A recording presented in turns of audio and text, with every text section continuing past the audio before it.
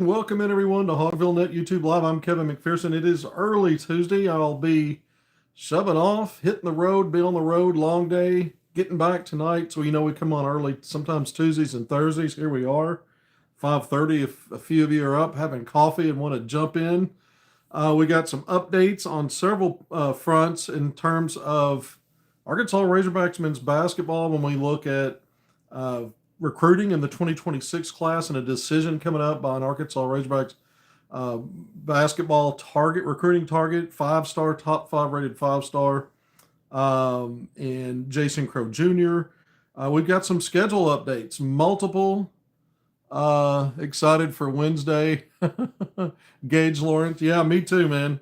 Me too, Gage. So we got some schedule updates. We got several here for you.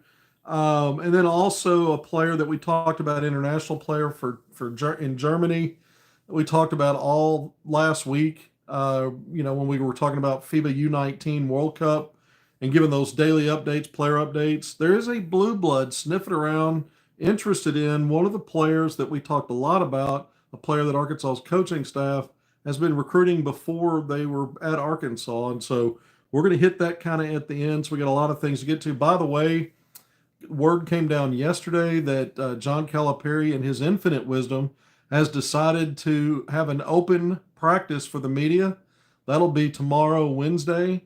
So out of town for me today in a different direction, and then tomorrow I'll be, scooting up the hill from the 501 to Fayetteville, and be at the Basketball Performance Center. We're going to get a window of about an hour, maybe a little more than an hour of practice time. Then we're going to get Calipari, and they'll select a few players that we'll get to interview as well. So we'll have a media session, be able to ask questions. I can't wait to see the team. I'm so excited because it's not just because I like basketball. It's just that when you look at a program in the last 5 years, it's been to 4 Sweet 16s and a couple of Elite Eights included in there. Nearly an Elite Eight last year. We know that Arkansas probably should have went ahead and taken care of that business against Texas Tech. But Calipari just seems to have assembled a second roster at Arkansas that's every bit as good, if not maybe a bit better. We're going to find out. We'll see how it all plays out. He's scheduled as though, and we're going to talk schedule, but he's scheduled it as though he has a lot of confidence in this team. When we look at the non-conference part of it, and so to go and be in the building and see a team that I have said, just based on talent, athleticism, veteran qualities, the retention part of it, all of these things, has the look, at least on paper, of a team that can make it and play into the final weekend of the season.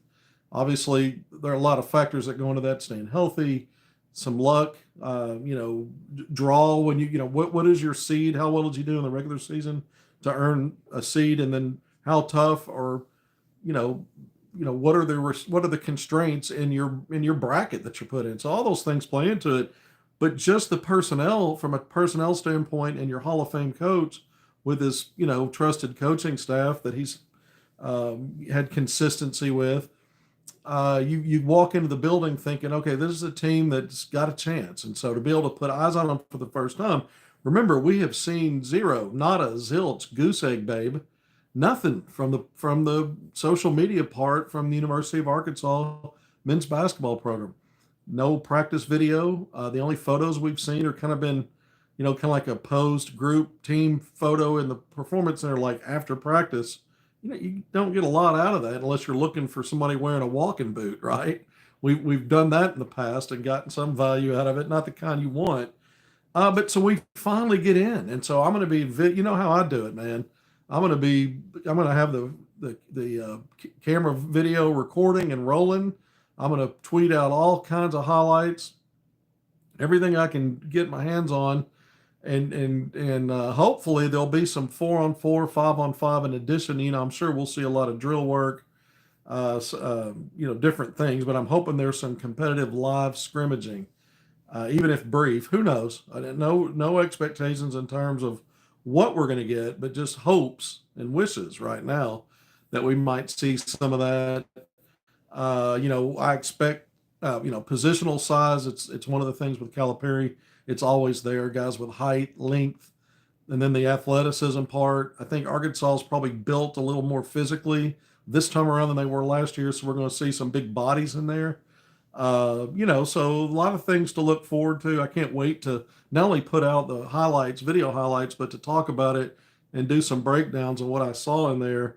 Because I envision a team that's going to be, really, I don't know, verging on elite in terms of getting downhill, slashing, playing in transition, be a better rebounding team. I mentioned it should be a more physical team. And so, we'll see what shooting looks like also. We're going to talk about that, obviously. What did it look like in shooting drills? What were the 3-point launches looking like? Did anybody get hot? Obviously practice is not the same as live ammunition in games that count. You've had players look great in practice and maybe it doesn't show up on game day. But it's an incremental process, and now we're going to finally, like I said, get a glimpse at it. And giving us more than 30 minutes, giving us an hour, it looks like, in the Performance Center on Wednesday, might give us a chance to see multiple things. And hopefully all the players are healthy and able to go full go. I think Arkansas is still waiting on at least one, if not both, of the recently committed international players. So, again, we'll have a lot more answers than we have right now looking ahead. 6 minutes in. Thank you for joining me on HogvilleNET YouTube Live. It's an early morning. Good morning. I'm Kevin McPherson. All right, so let's just jump to some of the stuff that I teased. If you look at the thumbnail photo, it's once again Jason Crowe Jr.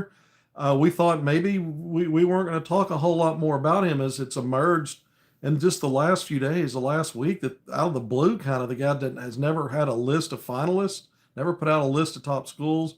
He's talked about 6 or 7 of the schools that have been recruiting the hardest, Arkansas among those. So he's been on the record about that, but he's never cut down or published a list. He's not taken any official visits yet. On his birthday, July 18th, so next week, he's set to announce a commitment. And, there's just been a lot of different teams since this has kind of been blindsided, especially some of the national recruiting folks and some of the beat writers or beat reporters or analysts for some of the teams that are involved, kind of caught off guard by this. So you're hearing different school names emerge as potential leaders. It was thought forever maybe Kentucky would be the leader. Assistant coach Hart over at Kentucky, close relationship with Jason Crowe Jr.'s dad, even refers to him as an uncle. Jason Crowe Jr. does. But now some of the stuff that's gotten out, and we've talked about it the last few days, maybe it's not Kentucky. Maybe it's another SEC team. USC, UCLA, even Oregon on the West Coast teams. He plays at Inglewood High School in Inglewood, California, effectively Los Angeles. And so he's a West Coast guy. And then on top of that, you were hearing all out of the, kind of out of nowhere, Texas. And now the flavor of the day, or it was yesterday, and a lot of momentum for this, and it kind of carries into today, is Missouri. But one of the interesting things is one of my contacts informed me that one of the beat writers for Kentucky, so not just some rando, but someone that's drilled in and covering the Kentucky beat, has spoke yesterday about this idea that it's down to Arkansas and Missouri. So this is what we came in to talk about a little bit this morning. I mean, is the veracity of that. I've checked with the staff, as I tend to do when things get thrown around like this. And similar to the Igor Rizov situation initially, no denial and no confirmation. Usually, if there's something that's not moving in a direction for Arkansas and a player, they put that fire out pretty quickly. In the case of Rizov, that Arkansas and the players running into a lengthy situation with getting a visa cleared to come over, and Arkansas backed away. But after that happened, and the doors maybe still left open to let it play out, the staff told me that he was definitely somebody they were pursuing. And so initially, again, we talked about at the time, a no denial and no confirmation. And since they've been quick to put the fires out for something that's, nothing to see here, and they chose not to do it with that player, it doesn't mean that that's what's going on here. It's just another talking point here. of me doing my homework and trying to find out what I can about this. But one of the Kentucky beat writers, again, the information here is suggesting that this is down. It's going to be either Arkansas or Missouri. So there are so many different team names. I went through several of those, and they've just kind of been, it's been like whack-a-mole each day for the last several days once this news came out. Again, everybody's kind of caught off guard. You don't expect a player with no final list of schools and no official visits to be ready to rock and roll. We talked yesterday about a couple of things about the fact that NIL is it's going to be a big part of anybody's recruitment at that level. A top 5 rated 5-star. ESPN ranks him the 4th best player. Jason Crowe Jr., a 6'3" guard, again out of Inglewood. And so NIL, and so part of the word from Missouri that I'm getting on the Missouri part of it is they've got a creative way of stepping out with a really big NIL offer. That's one thing. Aside from this information from this that's coming from this Kentucky beat writer about Arkansas and Missouri, another one of my, I guess, sources, separate, is telling me yesterday that Jason Crowe Jr.'s dad, who is his high school coach, is potentially in line to fill an open assistant coaching position at Missouri for Dennis Gates. Now, Dennis Gates, I remember this when the season ended. One of the better teams in the SEC, just better than middle of the pack, finished better than Arkansas. The team split in the regular season. Missouri got bounced early, didn't perform well in the NCAA tournament, a team that went in seated higher than Arkansas, obviously. But as soon as the season was over, or shortly thereafter, there were a couple of vacancies that were created by 2 assistant coaches moving on. And I think, if I'm remembering correctly, Gates filled one of those like late April, early May. But I think there's still one open. And so, again, one of my sources is saying, look, he's hearing that there's a really good chance that Missouri is offering the dad, Jason Crowe Jr.'s dad, an assistant coaching position to fill that last assistant spot and come over from being a high school coach to doing that. We've seen that before. In fact, we've seen it at Missouri not that long ago. Remember the Porters and the Porter family, different head coach, but you know where I'm going with this. It's not unlike that athletic department to greenlight that kind of thing. And I mean, is it worth a player of that caliber? That's in the beauty's in the eye of the beholder. But the point is, if you're talking about a creative NIL package in tandem with a job offer for the dad, that's probably a deal sealer if all that's true and accurate. Or if it's being explored and not decided upon yet, I guess it leaves it open to, it could go a different direction. But if that's where it's headed, this idea that it's down to Arkansas and Missouri makes me think, well, advantage Missouri. Remember, it was Arkansas and Missouri at the end for J.J. Andrews, the in-state player. But there was no job on the staff for his dad or his mom. All things being equal, let's say that, Arkansas was competitive with NIL with Missouri. We talked about it kind of toward the end, Missouri raised the bar on its NIL offer, and whether Arkansas matched it or stayed close, it was playing for John Calipari. It was being a legacy. It was staying home and playing for the home state school that won out in the end. But it was especially Calipari. We talked about it. Those final 3 weeks of his recruitment before he announced in mid-May, J.J. Andrews sealed the deal for the Razorbacks. Well, you expect that with a guy like Calipari. However, as good as Calipari is, one of the things here is if this one piece of information is accurate, it's down to these 2 schools. I just think that it's a long shot still for Arkansas, even if you're in a Final 2 and that's true. If it's true, if Missouri's waving around a job for the dad and nice NIL for the player.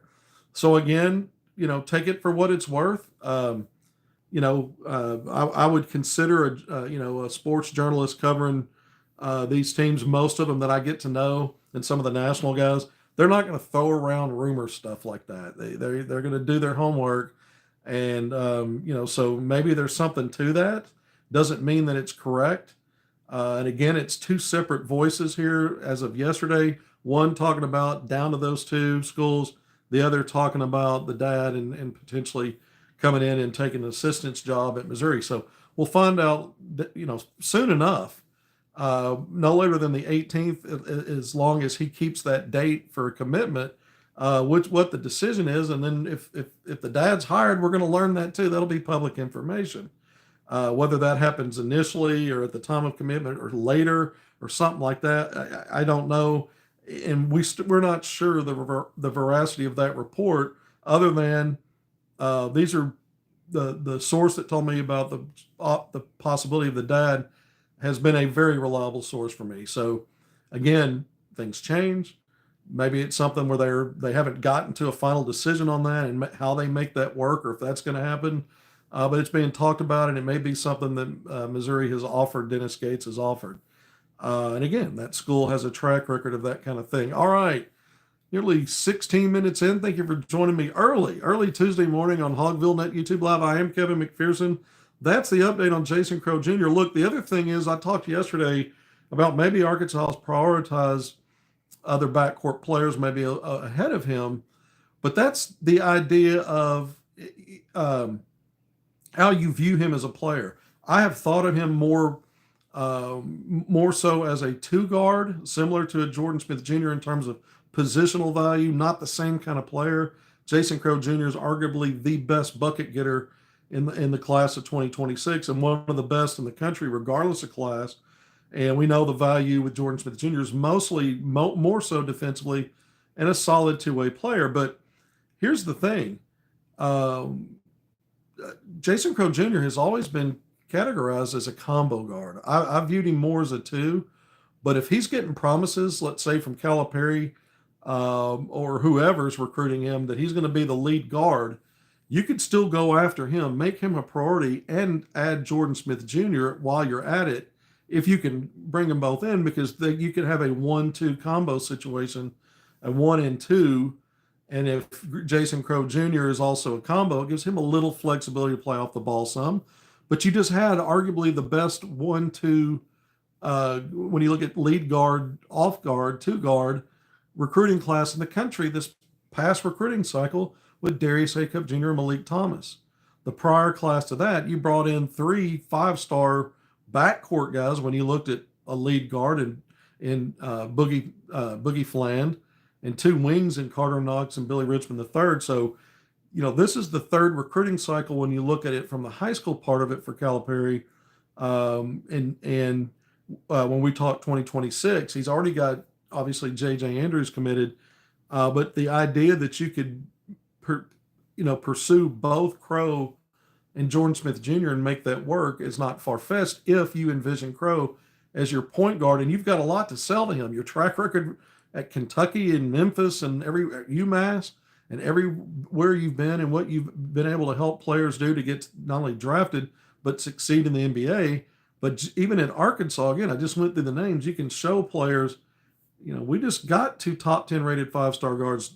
Here's a vision to get 2 more. So throw that in there just to kind of think about. Again, if it's in a big NIL purse and a job for dad, it's probably night sweetheart for everybody else. And that, so we'll see how it plays out. All right, let's move on to schedule stuff. Just over 18 minutes in here on HogvilleNET YouTube Live. If you haven't done it already, please hit subscribe, like, and share. That helps us out. If you like the content, we appreciate you being here for sure. And that would certainly help us out. Schedule stuff. Rocco Miller of Bracketeer.org put out, he on his website, and I linked it to a tweet yesterday, has Arkansas hosting Southern University, Division I out of the SWAC. The SWAC is back. We'll be back in Bud Walton Arena to open the regular season on November 3rd. So that's at Bud Walton Arena, according to Rocco Miller. And so now we know another non-conference game. This is the second mid-major or low D1, mid D1, low D1, however you want to view it, but non-high major. And we know about a lot of the big matchups. But, as we first reported weeks ago, maybe over a month ago now, Arkansas will host Central Arkansas, UCA, in-state D1, once again, back in Bud Walton Arena, and that's November 11th. So this November 3rd date with Southern gives you 2 early non-conference games. And so Rocco Miller and I were talking about a lot of stuff yesterday. about Arkansas' schedule, and he was like, "Oh, by the way, I've got this on my website, and I'm going to ping some other Arkansas guys and let them know that I've got this information about Arkansas playing Southern." And so I tweeted out and linked his site so that he got credit for that. But we were talking about other stuff as well, and it's really interesting. Last year, Arkansas, and we broke this news, the multi-team event with Illinois on Thanksgiving Day in Kansas City. And as part of that, there were two other teams in a multi-team event, 3 games, 4 teams. It was Arkansas, Illinois, Little Rock, and Maryland Eastern Shore. And so those teams each played each other. Obviously, Arkansas and Illinois hosted the 2 mid-majors before they met up on a neutral site on Thanksgiving Day, and everybody played everybody. And so the multiple team events are what allow teams to get to a full 31 game schedule. So no matter how many league games you have in the SEC, it's 18. That means you can schedule 13 non-conference games, but only if you have some kind of multi-team event.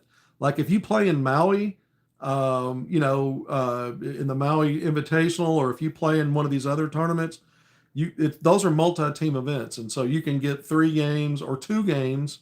It depends on the event, but all you need is a multi-team event to add 1 game. So if you ever see teams in the last few years, and there's several, where they only play 30 games instead of 31, it's because they didn't have a multi-team event to get at least 1 more game, which they could have if they could have worked some kind of multi-team event out. So I went through all that to say that Arkansas should have, instead of a 3-game, 4-team multi-team event like they had last year, tied to that matchup against Illinois on Thanksgiving Day, this time around on Thanksgiving Day, playing Duke in Chicago, that will not be tied to a multi-team event. However, both Duke and Arkansas will have 2-game multi-team events on their home courts. It's a way of saying it's a little bit different, but it gets you to the same result. Arkansas will max out 31 games, 18 SEC, 13 non-conference, because they'll have 2 games at home at Bud Walton Arena that will be part of a multi-team event, probably mid-majors like they were last year in Little Rock and Maryland Eastern Shore. We don't know the names of those yet. I don't expect Southern, the game 1 on November 3rd, to be part of that. So that's a little bit more information for you. By the way, after this season, it gets less confusing. The NCAA is no longer requiring multi-team events for programs to max out how many non-conference games they can play. In fact, they'll be able to increase non-conference play to get to a total of 32 games. So, for instance, Arkansas in the SEC, if it remains an 18-game schedule in the year 2026-27, the season after this upcoming one, Arkansas will get to have 14 non-conference games, and they won't have to take part in any kind of multi-team event. And Calipari's not big on those tournament formats and non-conference. He likes those mega one-off matchups, and then to get to the number, to get to the max, he's had these multi-team events where it's hosting some mid-majors to get it done. That'll be again the case this year, just a little bit different than last year. And then the next season, you won't have to have those MTEs. Not that Arkansas will never, as far as I know, never accept invitations to play maybe in Maui or somewhere else, during Feast Week or some other time. Don't know if Calipari will buckle that or do that. But if he does, it wouldn't matter. You don't have to do that to schedule those 14 non-conference games. So I think that's pretty interesting looking ahead. All right, and then the big thing I was talking with Rocco about, because I've been reporting that the Baylor situation and the Baylor game's a little bit complicated. That came to me from the staff. Remember, brought you that intel a few episodes ago, and we've talked about it maybe once or twice. But Rocco is telling me that the latest word that he's gotten, and I'll put quote unquote latest, is the way he phrased it. And here we go again. We're going to quote Rocco again. Isn't happening this season. Arkansas Baylor isn't happening this season. That's the latest he's gotten. And he says probably going to move out to next year. Now, we told you that when the staff said complicated, that's not necessarily finality. That's not necessarily putting a bow on it. Now it's not happening. It could be heading that way. Rocco seems to think that it's heading that way. But until we see the schedule, the non-conference schedule, I'm not absolute about hardly anything. Looking that way, maybe that it's not going to materialize this year. Arkansas's non-conference schedule is brutal as it is. The games we know about, the three neutral site games against Houston, Texas Tech, and the aforementioned Duke in Chicago, Houston in New York City, and Brooklyn at the Barclays Center, and Houston in Dallas, or excuse me, Texas Tech in Dallas. And those are December games. Again, the end of Thanksgiving weekend, Thursday, at the end of November for Duke. Then you've got a road game against Michigan State to be determined on the date. And we know Arkansas is going to host Louisville in the ACC SEC Challenge also in early December. So you've got 5 mega non-conference matchups there. We looked at that Baylor game as the 6th. And was Arkansas going to host it in Fayetteville at BWA? Was it going to be a Little Rock game? And so a lot of question marks still remain about, does this get finalized? Does it happen? It's starting to look like maybe not. We were talking about where I had multiple sources, and the talk's been going on for over a year. In a recent episode, we're going to looks like Arkansas and Gonzaga are trying to get close to getting something wrapped up so they can play. And I've heard different things, maybe an exhibition game at Bud Walton Arena this year, and then a home and away in the following 2 seasons. So kind of a package deal of 3 seasons. What Arkansas and OU did before OU joined the SEC in 3 consecutive seasons. Now those were all in the same location in Tulsa, a neutral site, but again, a 3-game contract effectively. So Gonzaga could either look like an exhibition game and then home and away in the following 2 years, or a neutral site game this year and then maybe home and away the following 2 years. I've heard both of those things. Well, I asked Rocco about it. He said it makes sense because the relationship between Calipari and Few, but he's just not heard anything about it. Doesn't really have a grasp on it. So maybe I've lit a fire under him and he's going to check on it and maybe confirm something, maybe not. But I checked Gonzaga's non-conference schedule, and the Zags, the Bulldogs, have, I think, up to 9 games that are known, and they're all high majors.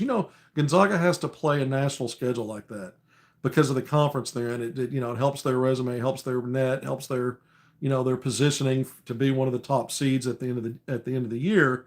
But Gonzaga is playing a who's who in the high major levels. But I only see 9-game schedule. Now I don't know exactly how many league games they play, but I'm assuming they can get to 13 non-conference games. So 4 more to go. So let's see what happens with Arkansas Gonzaga.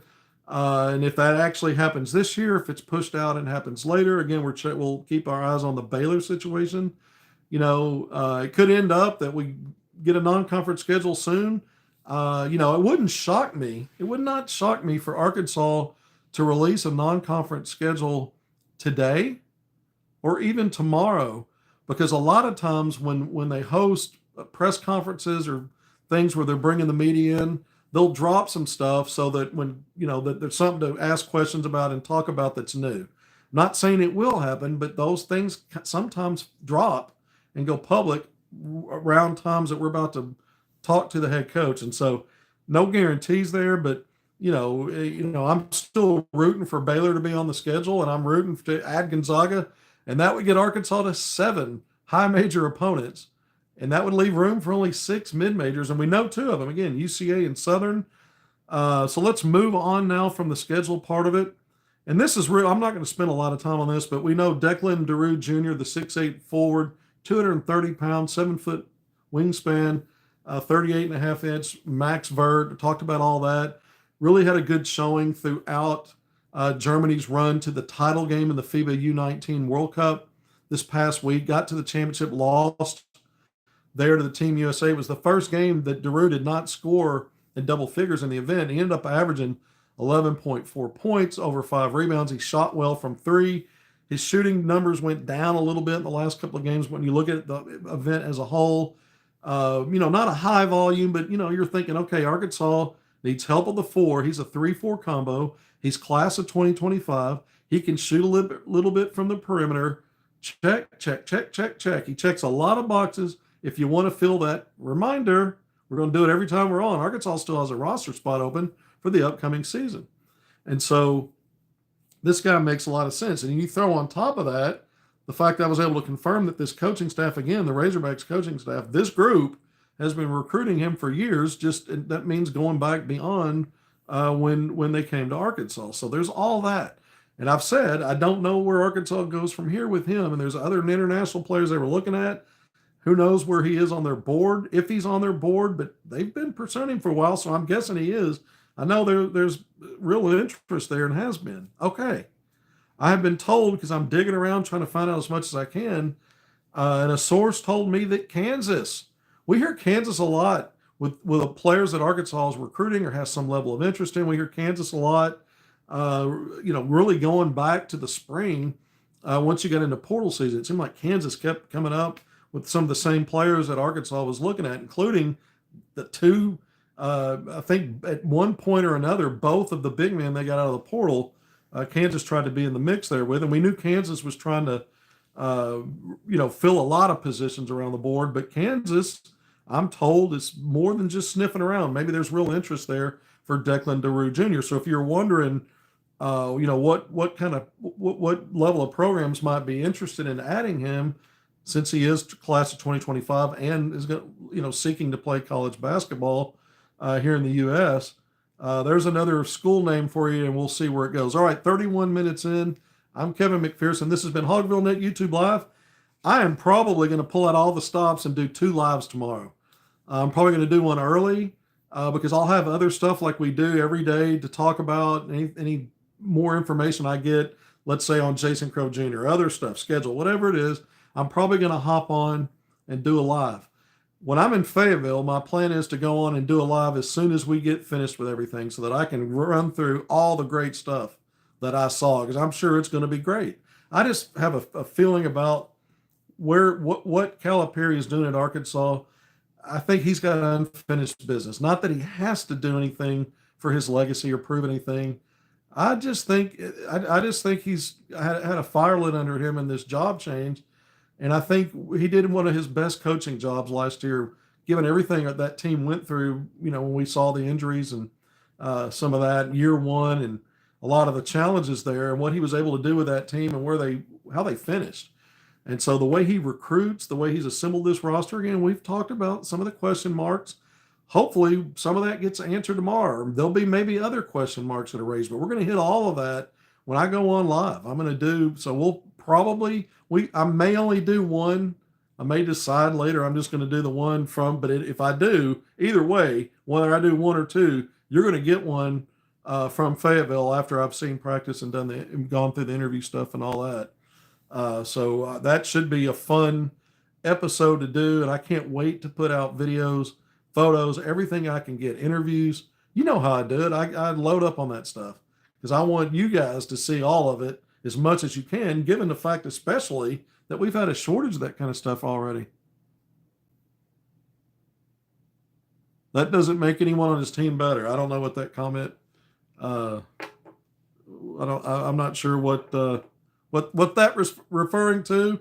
Maybe should have left that one alone. All right, I really am signing off now. Tomorrow, again, once or twice, I'll put something out on Twitter how many times I'll be on for these segments. Either way, it's going to be fun. If something breaks today, we'll be back on today and have 2 segments a day. If not, again, 1 or 2 tomorrow. But until then, thanks for being here. Appreciate all of you. Take care of yourselves. See you soon.